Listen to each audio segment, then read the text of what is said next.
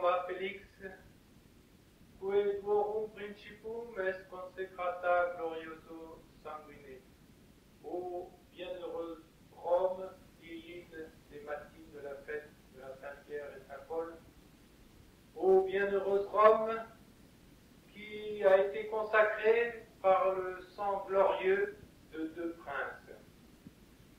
Au nom du Père et du Fils et du Saint-Esprit, ainsi soit-il. On peut être étonné de penser que la liturgie romaine appelle les apôtres Pierre et Paul deux princes, et d'une façon générale aussi les apôtres, puisque dans le chant du graduel on dit principes et aurum, elle les appelle des princes. Et si l'on regarde l'histoire, eh bien on peut le comprendre facilement. Le Dieu Tout-Puissant, par l'intermédiaire de son prophète Daniel, avait annoncé qu'avant le règne, avant le royaume du Christ, il y aurait 4 grands royaumes qui le précéderaient. Et dans une autre prophétie, le prophète Daniel avait donné un point de repère, c'était le décret qui permettrait la reconstruction du temple qui avait été détruit, le temple de Jérusalem, détruit au moment où les Juifs avaient été déportés à Babylone. Et c'est le roi Darius, justement, au moment du passage du premier empire, qui était celui des Assyro-Babyloniens, au deuxième empire, qui était celui des Perses, qui a permis le décret de reconstruction du temple. Et le prophète Daniel avait dit, après tant et tant et tant d'années, eh bien viendra le Christ. Donc il savait, même au nombre d'années, le temps où le Christ allait paraître. C'est pour ça que quand Saint Jean-Baptiste a commencé sa prédication, tout le monde a cru que c'était lui, parce que les docteurs juifs savaient que ça correspondait au temps qui était annoncé par le prophète Daniel. Par conséquent, ces 4 grands royaumes, nous venons d'en citer 2. Le premier, ça a été l'empire assyro-babylonien, sur toute la région de Babylone et de la Syrie. Il a été suivi d'un autre empire qui a été celui des Mèdes et des Perses, surtout le golfe Persique dont on a tant parlé ces temps-ci, et qui s'est étendu d'une façon très importante aussi. Ce royaume, ce deuxième royaume a été remplacé par un royaume encore plus puissant, à la fois plus puissant par ses armes, mais surtout plus puissant par son esprit. Et à ce point de vue-là, il n'a pas été dépassé d'ailleurs, ça a été l'empire des Grecs. De Macédoine est descendu Philippe de Macédoine, qui a subjugué la Grèce, et son fils Alexandre. En quelques années, il n'y a pratiquement aucun conquérant qui a conquis autant de choses en si peu de temps, avec des moyens qui n'étaient pas proportionnés à l'époque.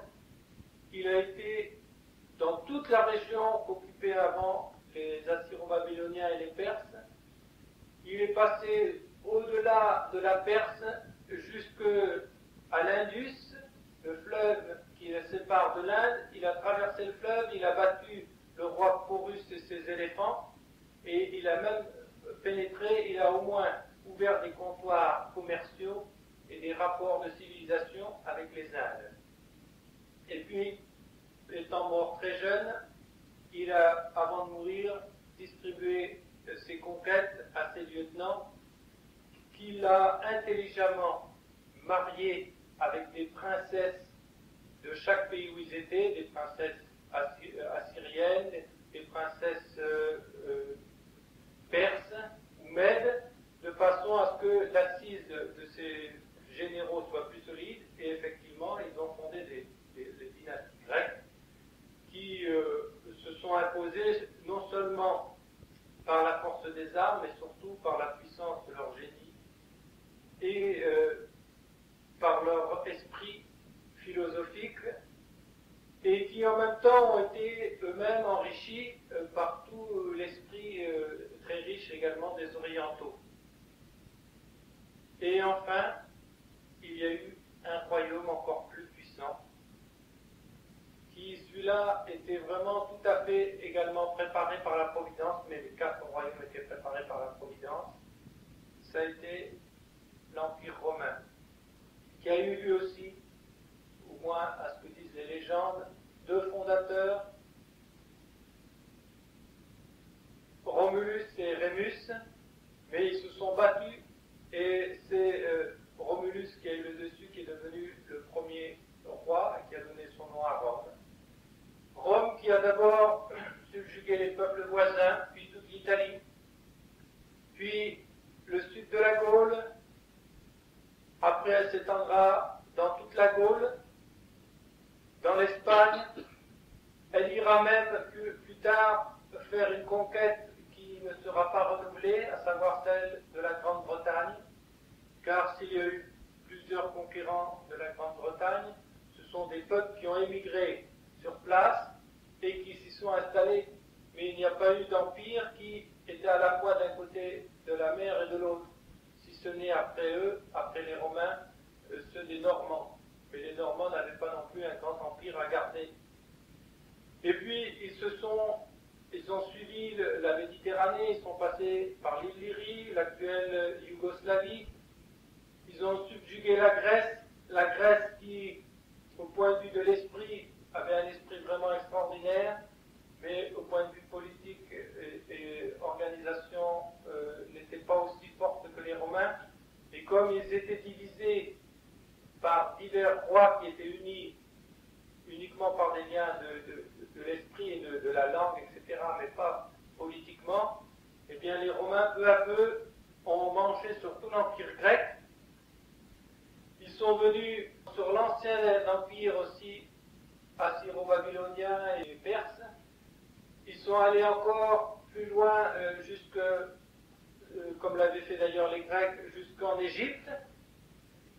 Et ils ont continué, après l'Égypte, ils ont été jusqu'à l'Arabie, ils sont passés jusqu'à l'Afrique du Nord, et ils ont rejoint la boucle qui les ramenait en Espagne. Un immense empire, ils se sont encore étendus jusqu'au Rhin, puis après au-delà du Rhin, sur les provinces du Danube, avec l'actuelle Hongrie, la Dacie, avec l'actuelle Roumanie, et ils ont été vraiment presque jusqu'aux extrémités de l'Europe connue à l'époque. Donc un immense, immense empire. Et pour cela, il leur a fallu des hommes très valeureux, des généraux extraordinaires qui menaient des armées, et surtout une technique militaire qui surpassait celle de tous les autres peuples, mais aussi, il faut bien le dire, une intelligence politique, juridique, une organisation sociale absolument extraordinaire qui, jointe avec intelligence, avec l'esprit grec, a donné une civilisation comme on n'en avait encore jamais vu.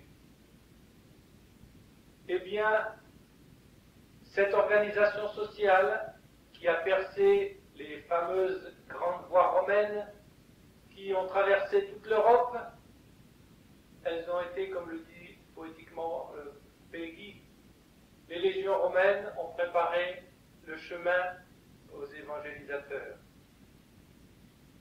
Et ces évangélisateurs, qui sont-ils? Eh bien, ce sont les 12 apôtres dont nous avons médité bien des fois cette année la vie. Ce sont ces 12 apôtres dont la plupart étaient des simples pécheurs. Ce sont eux les grands conquérants du 5e Empire, dont il a été dit dans David qu'il dépasserait encore en grandeur et en puissance le 4e, donc l'Empire romain, et que, tandis que les autres finiraient, celui-là sera éternel. Il durera toujours. Et il subjuguera tous les autres empires. Et effectivement, c'est ce qui s'est passé. D'abord, restreint à Jérusalem, les apôtres ont été appelés à côté à Samarie. Puis, après la première persécution qu'il y a eu à Jérusalem, qui a donné le premier martyr, le glorieux Saint-Étienne, beaucoup de chrétiens ont fui la ville, tandis que la plupart des apôtres qui restaient se sont installés à Damas et à Antioche, et puis ailleurs. Déjà, il y a eu une première excursion apostolique avec notamment Saint Jacques jusqu'en Espagne. Et puis il y a eu la deuxième grande persécution à Jérusalem, qui précisément a été le martyre du premier apôtre, Saint Jacques. Saint Jacques le Majeur, le frère de Saint Jean l'Évangéliste. Et comme ça plaisait au peuple, nous dit le passage des Actes des Apôtres que l'on chantait tout à l'heure, le roi Hérode, c'est Hérode Agrippa, c'est pas le même que celui qui a condamné notre Seigneur, c'est son successeur, a fait mettre Saint-Pierre en prison, et toute l'Église priait pour lui, et Dieu l'a délivré par son ange qui a fait tomber les chaînes, et qui lui a ouvert miraculeusement les portes. Il avait 4 rangées de soldats. Il a réussi pendant la nuit à les passer toutes, et il a pu s'enfuir. Il n'a pas pu rester à Jérusalem. Il s'est enfui, et là il a fondé le premier siège épiscopal d'Antioche. C'est pourquoi il y a une fête dans l'année, le 22 février, si je ne me trompe, où l'on fête la chaire de Saint-Pierre à Antioche. Et d'Antioche, qui était dans le Pont-Euxin, Saint-Pierre a rayonné dans toute l'Asie mineure. On le voit dans la première épître de Saint Paul, qui est justement adressée à toutes ces églises d'Asie mineure que Saint-Pierre avait lui-même fondées. Quant à Saint Paul, ses voyages sont célèbres. Il a été lui aussi d'abord à Antioche, là où les premiers chrétiens ont reçu le nom de chrétiens. Et ensuite, il a été dans toute l'Asie mineure également. Et puis, un Macédonien, pendant la nuit, lui est apparu en lui disant « Viens chez nous, viens chez nous ». C'était un songe par lequel Dieu lui faisait comprendre qu'il devait passer le Pont-Euxin et rentrer en Macédoine et en Grèce, marchant sur les pas d'Alexandre. Et il a subjugué notamment Saint Denis, le philosophe à Athènes, qui deviendra plus tard envoyé par le pape, le premier évêque de Paris. Il a subjugué aussi une ville pourtant très corrompue qui était Corinthe. Et dans toute la Grèce, il a fondé des églises. Puis, il a eu beaucoup à souffrir des Juifs. Lui aussi a été enchaîné à Jérusalem. Heureusement, il était citoyen romain. Et il a pu faire appel à César.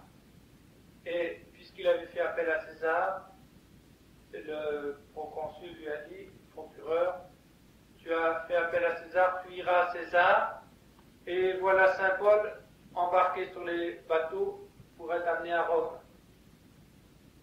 Et Saint Paul étant Saint Paul, partout où il allait, il faisait naufrage, il évangélisait l'île où il passait.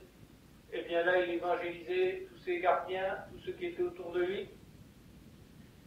Déjà, Rome avait reçu les premières lumières de la foi parce que Saint Pierre, le premier, avait baptisé le centurion Corneille, qui, si l'on en croit Don Béranger, était de la grande famille des Cornélius, qui était une famille puissante à Rome.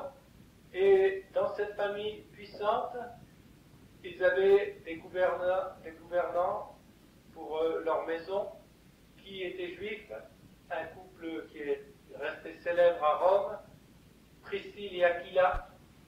Et c'est chez les Juifs que, tandis que les autres apôtres vont se répandre partout, ils vont dépasser toutes les limites de l'Empire romain, de l'Empire perse et autres, puisqu'ils vont aller non seulement en Afrique du Nord, mais ils vont aller jusqu'en Éthiopie, où 2 d'entre eux seront martyrisés, mais où ils convertiront le roi d'Éthiopie, et donc une grande partie du peuple des Éthiopiens, donc bien au-delà de ce qu'avaient fait les légions romaines. Ils iront eux aussi en Perse, et là aussi il y en a plusieurs d'entre eux qui seront martyrisés, mais ils iront bien plus loin qu'en Perse, eux aussi iront jusqu'à l'Indus, et ils passeront l'Indus, ils rentreront dans les Indes avec saint Thomas, et ils évangéliseront une grande partie des Indes, et certains de leurs disciples iront même jusqu'en Chine. Et de l'autre côté, saint Paul laissera des disciples dans le sud de la Gaule, puis les papes en enverront partout, puisque par exemple à Trèves, qui était une ville impériale très importante à la frontière entre la Moselle et le Rhin, donc l'actuelle Allemagne, eh bien, il y a les 4 premiers évêques sont 4 disciples directs, dont le premier est Saint Valérius de Saint-Pierre lui-même. Et ils évangéliseront aussi à nouveau l'Espagne. Et en attendant, Saint-Pierre, lui aussi, dans une audace inouïe, comprenant que Dieu avait uni tous ces peuples sous une même langue, il y avait 2 langues officielles, c'était le grec pour les lettrés et le latin pour tous les actes juridiques, avait fait des comptoirs commerciaux, des rapports entre les peuples, avait mis la paix, ce qui facilitait énormément les voyages, les échanges entre les peuples et autres. Il avait compris que Dieu l'avait fait pour que l'évangile soit prêché beaucoup plus vite. Et en grand conquérant, ce pauvre pécheur qui marchait les pieds nus est allé vers ce qu'on a appelé après l'agro romano, le champ romain qui a été si fertile en martyrs, et vers l'Arche Romane, la citadelle de Rome, la capitale de tout ce grand empire qui, sur le plan religieux, était aussi lamentable qu'il était grand sur le plan juridique, puisque partout où il avait des conquêtes, il prenait les faux dieux et il les mettait dans son panthéon. Ce qui fait que c'était un résumé de toutes les erreurs, de toutes les idolâtries, de toutes les horreurs, était résumé à Rome. Eh bien, dans une audace inouïe, tel un nouveau David devant le grand Goliath, Saint Pierre a eu l'audace de rentrer à Rome, probablement appelé par cette famille des Cornélii, dont il avait converti le centurion, et il a logé chez les gouvernants de ces Cornélii, qui étaient justement Priscille et Aquila, les 2 juifs. Et de là, il a commencé à prêcher à Rome. Et de son côté, saint Paul, qui avait facilement montré qu'il n'était pas coupable, mais vous savez, comme dans toutes les choses juridiques, on a hérité ça des Romains,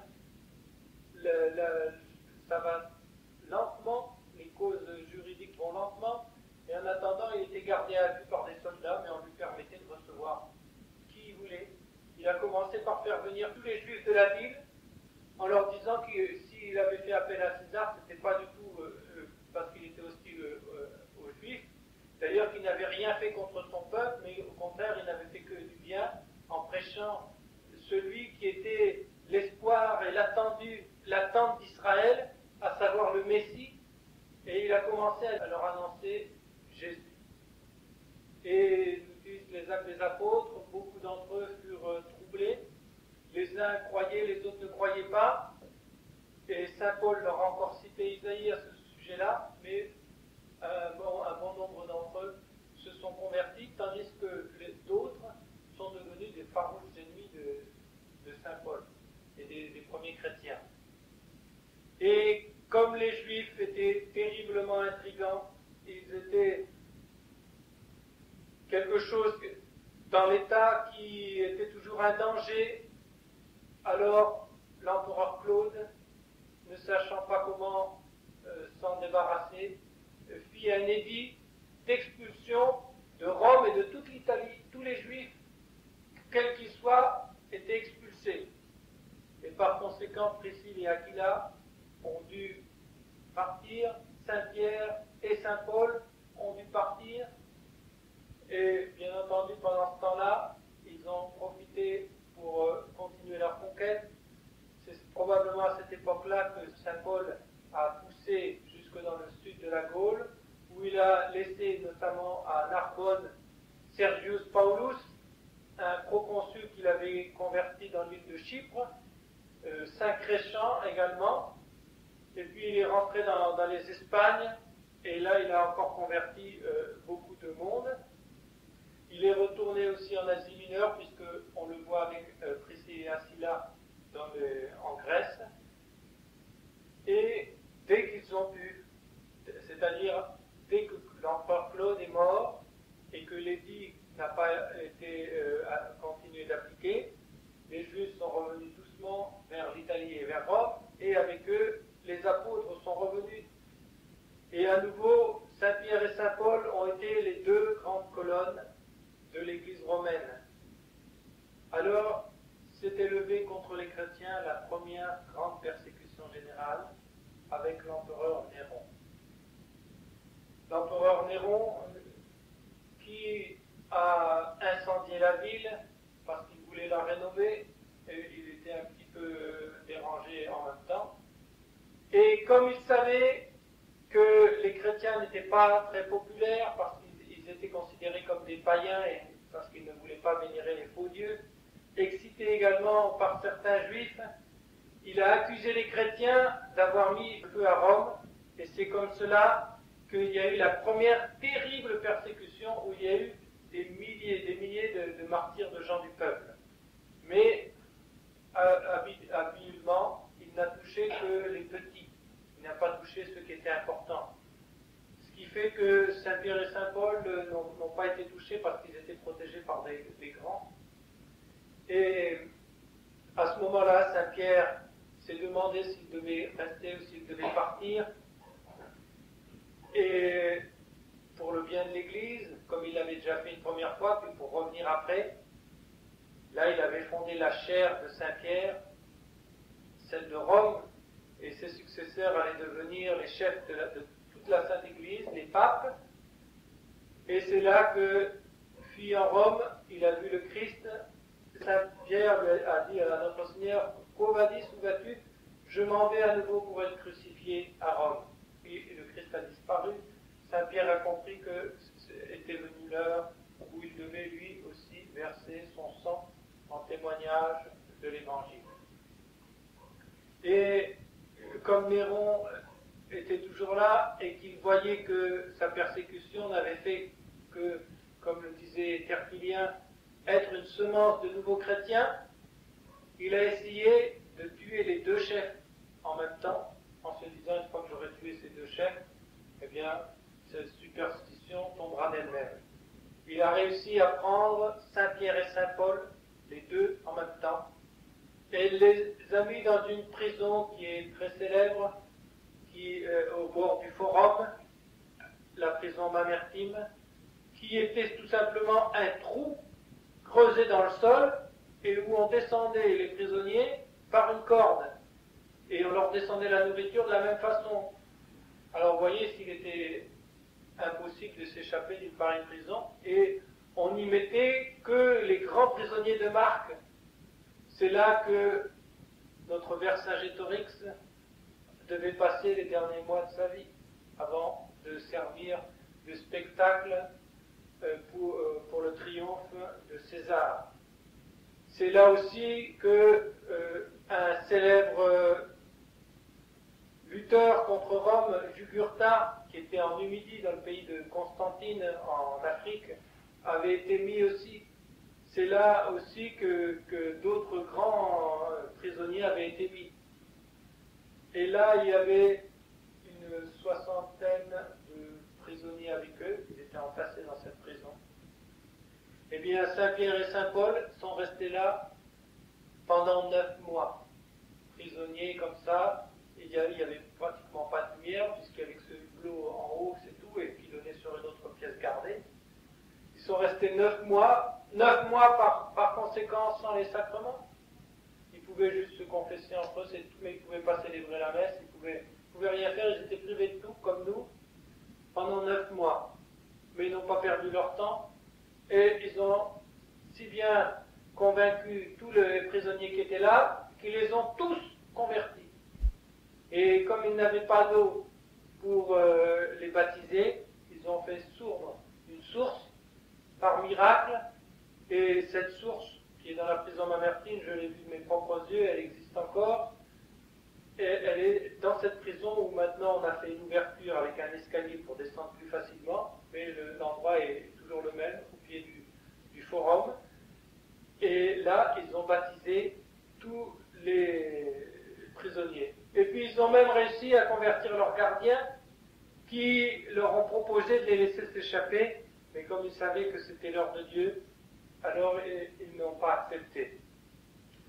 Et ce jour-là, le 29 juin de l'an 67, après la naissance de notre Seigneur Jésus-Christ, de l'an de grâce 67, il y avait 34 ans que Saint-Pierre était chef de l'Église universelle. Ils ont été retirés tous les deux de prison le même jour. Saint-Pierre a été conduit au cirque de Néron, qui venait d'être construit par Néron pour servir de spectacle de gladiateurs, etc., où des gladiateurs se battaient avec des fauves, ou se battaient entre eux. Et Saint Paul, étant citoyen romain, ne pouvait être exécuté que par le glaive. L'un a été conduit donc de l'autre côté du Tibre, au cirque de Néron, à l'endroit qui s'appelle le Vatican. Et Saint Paul, sur la route d'Ostie, et en ce lieu, il a été décapité. Sa tête a rebondi par 3 fois sur le sol, et sur les 3 lieux où la tête a rebondi, ont jailli 3 sources. Et c'est l'endroit que l'on appelle, près de la basilique, l'actuelle basilique de Saint-Paul hors les murs, parce que c'est assez loin hors les murs, 3 fontaines. Et effectivement, encore maintenant, il y a ces 3 fontaines qui sont l'endroit exact où Saint-Paul a été donc martyrisé. Et Saint-Pierre, conduit au Vatican, dans ce cirque de Néron, on lui a dit, voilà celui qui prêche comme Dieu, comme étant Dieu en plus, un pauvre juif qui a été crucifié, qui a été condamné par notre gouverneur Pilate et crucifié. Eh bien, puisqu'il l'aime tant, on va le crucifier aussi. Et on va voir si son Dieu est puissant, ben qu'il le délivre donc. Et Saint-Pierre, qui s'était laissé aller il y a bien des années à renier notre Seigneur, et qui en avait tellement pleuré pendant sa vie qu'à chaque fois qu'il entendait le chant d'un coq, il pleurait et il en avait des marques partout au-dessous des yeux. Il a dit, oh, je ne suis pas digne de mourir de la même façon que mon maître. Et il a demandé qu'au moins on change le supplice, alors on lui a mis la tête en bas et les pieds en haut. Et c'est pourquoi souvent on représente Saint-Pierre avec une croix, avec la barre en bas, parce qu'il a été crucifié la tête en bas. Et évidemment, vous pouvez penser que le supplice n'a pas duré très longtemps. Le sang remontant très vite à la tête, il a été rapidement asphyxié et il en est mort. Voilà donc comment les 2 grands princes de l'Église sont morts tous les deux en témoignage, ils ont scellé leur témoignage de leur propre sang. Eh bien, quand vous allez à Rome, essayez de me dire où est le cercueil, où est l'endroit où est Néron. On vous montre encore le tumulus où se trouve l'empereur Auguste et plusieurs autres empereurs, mais les gens passent devant, si on regarde avec une certaine curiosité, mais enfin on s'y arrête à peine. Et où vont les pèlerins qui viennent du monde entier, quand ils viennent à Rome? Ils ne viennent pas s'arrêter sur cette petite tombe-là. Les ces empereurs qu'on vient voir seulement par curiosité, ils viennent tomber à genoux, baiser le sol à l'endroit où se trouve le corps de Saint Paul sur la voie d'Ostie, là où il y a maintenant la basilique Saint-Paul hors les murs, ou à Saint-Pierre du Vatican, puisque derrière le cirque de Néron, il y avait un cimetière, et c'est là qu'on a creusé une cavité et qu'on a mis le corps de Saint-Pierre, et sur ce corps, on a bâti la première basilique. Et on a réalisé la parole de notre Seigneur d'une façon littérale. Tu es pierre, et sur cette pierre, je bâtirai mon église. Et quand, au moment des fouilles qui ont été faites sous Pie XII, comme on avait les renseignements, on a fouillé aux étages, on a retrouvé une première basilique en dessous, avec une première confession. On a refouillé encore un étage en dessous, et on a retrouvé enfin les restes de Saint-Pierre, qui n'ont fait que confirmer qu'à l'endroit même de la confession de l'autel principal de la basilique Saint-Pierre du Vatican se trouve le corps de Saint-Pierre. Voilà donc ces princes de l'Église qui ont si bien subjugué non seulement le monde entier, mais même cette capitale de Rome, que les empereurs se sont sentis tout petits moralement devant eux et devant leurs successeurs, les souverains pontifes. Ils ont alors commencé une lutte à mort contre ce pouvoir spirituel dont ils pensaient qu'il allait atténuer le leur, et ils se sont mis à persécuter à outrance toute l'Église romaine et particulièrement ses chefs, les pontifes romains, les papes. Et pendant 300 ans, jusqu'à l'édit de Milan, et encore un petit peu après, avec des retours de persécution sous Constance, le fils de Constantin, et surtout sous Julien l'Apostat, le petit-fils de Constantin, presque tous les papes sont morts martyrs. Être élu pape dans ces premiers siècles, c'était être condamné à mort dès que l'on serait pris. Et malgré tout, les papes ayant fait leur devoir jusqu'au bout, ayant prêché avec audace la vérité jusqu'à offrir leur propre sang, les empereurs étant dépassés par cette force morale, se sont sentis trop petits devant eux. Et à l'imitation de César, le premier d'entre eux, qui avait eu cette parole célèbre, « Je préfère être le premier de mon village que le second à Rome », les empereurs et Constantin le premier ont laissé la place à Rome au souverain pontife, au pape, et ils sont partis aller s'installer ailleurs. C'est ainsi que Constantin a fondé Constantinople, où a été constitué le siège de l'Empire, même si, surtout après les coupures entre l'Orient et l'Occident, plusieurs empereurs sont revenus en Italie.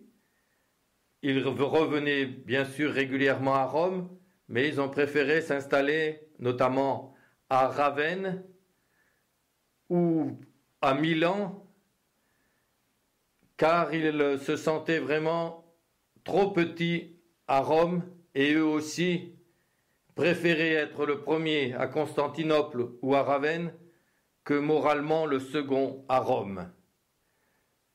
Voilà donc toute la grandeur de ce pouvoir spirituel, la grandeur de ce nouveau royaume du Christ, royaume spirituel dont les frontières ont dépassé toutes celles de l'Empire romain pour atteindre le monde entier et dont la durée a dépassé celle de tous les empires et de toutes les dynasties les plus longues, puisque 2000 ans après, les papes étaient toujours à Rome et continuaient à diriger la Sainte Église. Le bon Dieu a même voulu que un empereur autre que celui des Romains, un empereur franc, un roi des Francs, Pépin le Bref, le père de Charlemagne, donne, en plus de Rome, toute une partie du centre de l'Italie pour former un État pontifical que l'empereur Charlemagne agrandit encore, car le pape était souvent attaqué par toutes sortes de barbares, il a appelé souvent les Francs à l'aide, et ceux-ci ont compris que ce pouvoir spirituel avait besoin d'être entouré comme par un pouvoir temporel également, pour pouvoir exercer librement cette principauté spirituelle sur toute l'Église et donc sur le monde entier. Voilà donc l'immense grandeur de ces deux apôtres, de ces deux princes de l'Église, qui, comme du reste les autres apôtres, ont tous été martyrisés, y compris Saint Jean, même si par miracle il a échappé à la mort. Et tandis que Saint Paul a été décapité et que Dieu a voulu faire un miracle, puisque non seulement sa tête a rebondi 3 fois et il en a jailli 3 fontaines, mais encore il a permis que au sang qui coulait de sa gorge se mêle du lait, ce qui a frappé les bourreaux qui se sont convertis.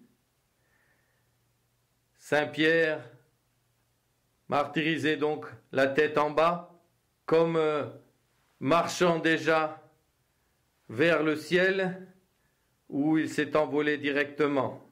Telle est donc cette solennité si importante de Saint Pierre et Saint Paul, qui marque l'établissement si solide de la papauté, fondée sur le sang de tous ces premiers papes. Pouvoir spirituel sublime qui a été reconnu par les siècles et que le Moyen-Âge a voulu marquer d'une façon plus sensible par la tiare, qui est une triple couronne.